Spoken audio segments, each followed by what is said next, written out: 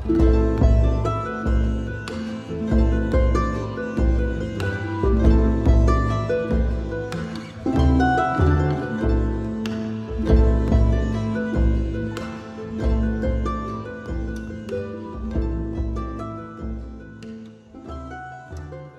name is Morgana. I am a writer. I was born and raised in Brazil, but I decided to live in Canada when I was 13. So I came with my parents and my sister, and I published my first book, which was a poetry book, in 2021.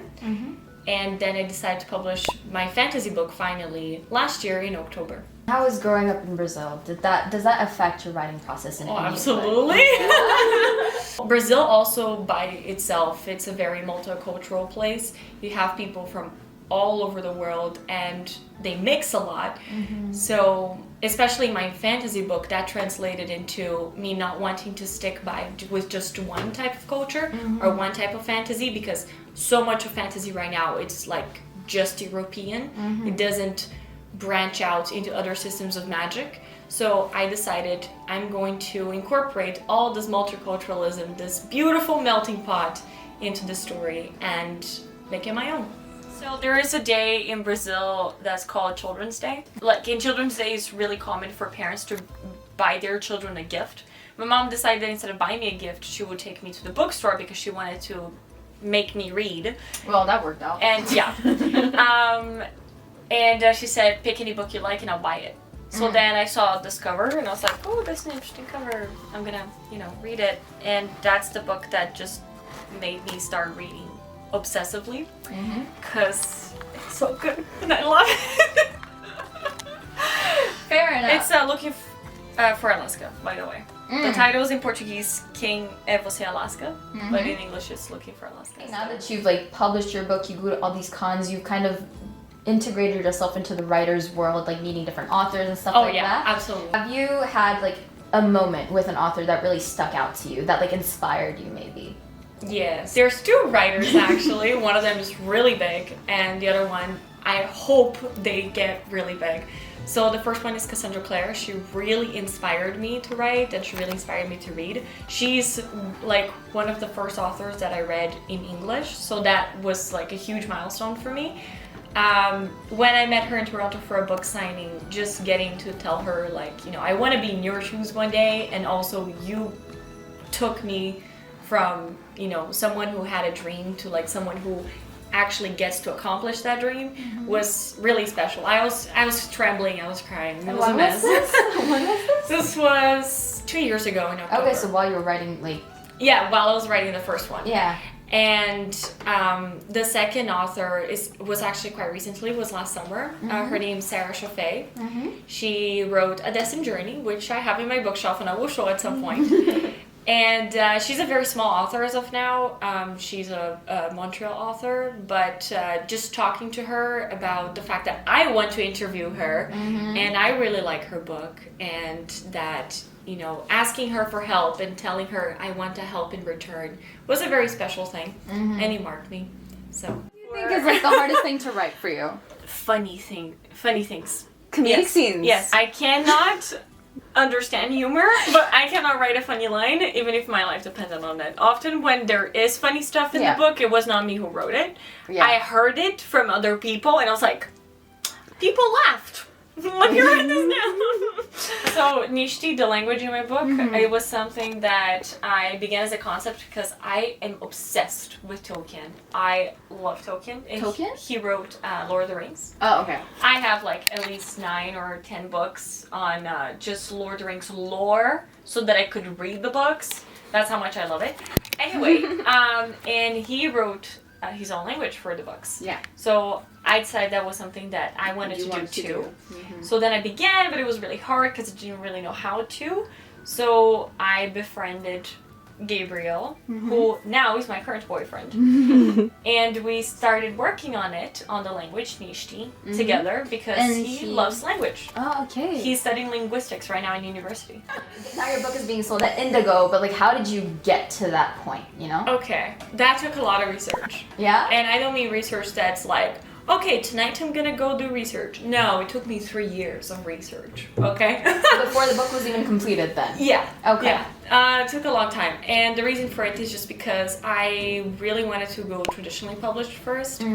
And just figuring out how that works took me a long time.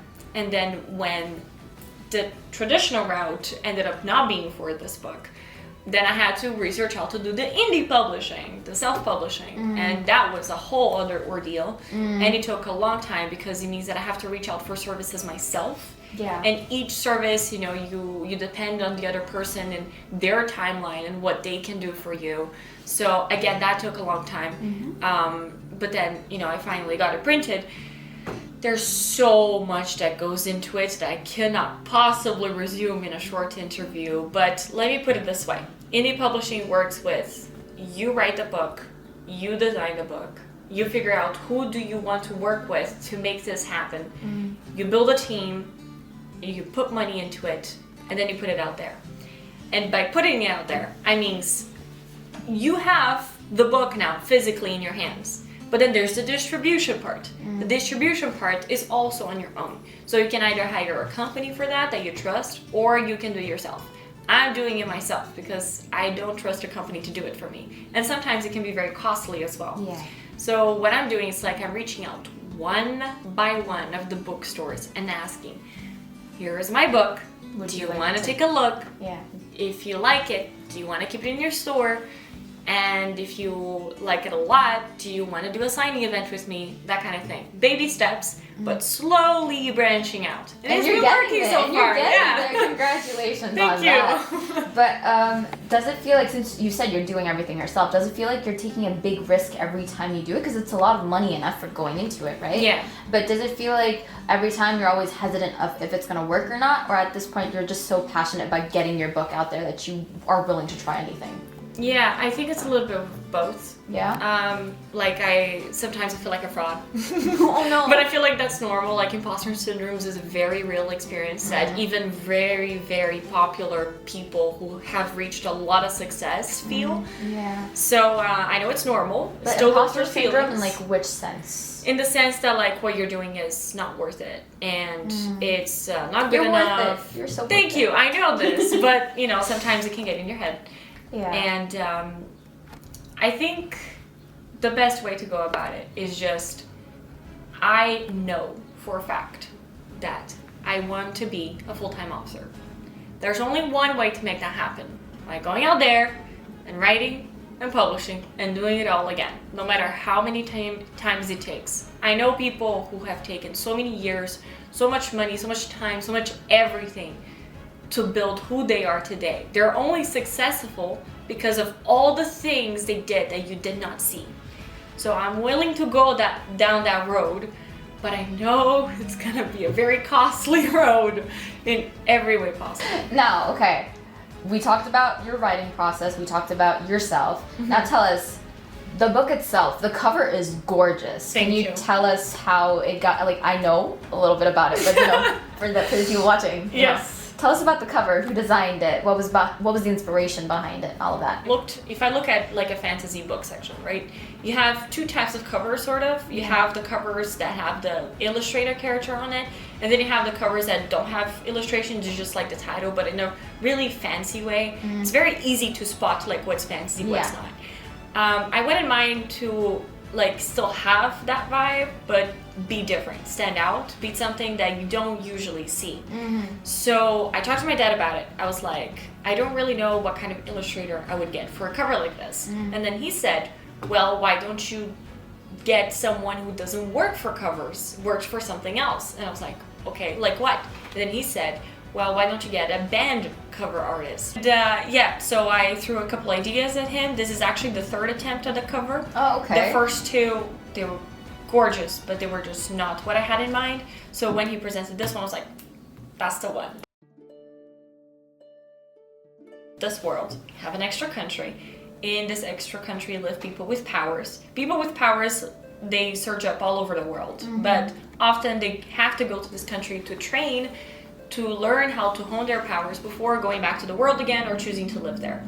The main character, she's taken by force after an accident that she caused. And when she goes to this country, that's when the multicultural aspect comes into place. And I just wanted a character who was as mixed as possible. So double powers, bisexual, biracial, bi everything, who's disabled but doesn't have a disability that's like, that takes away from her everyday life. Just a disability that like still impacts but in smaller ways. Just really as mixed as she could possibly be. And then the whole discourse of the book is her going through situations where the fact that she is mixed in these ways is put into a question and makes her choose between either one side or the other. And she's a character who's like, but both sides are kind of right and kind of wrong at the same time, and I want to make a new path where everyone can just live peacefully in whatever zone they want to be. I don't want things to be black and white. And so she falls in love with someone she's not supposed to, and she decides to stay and fight for it. And that's where all of these issues impact the political side of the story.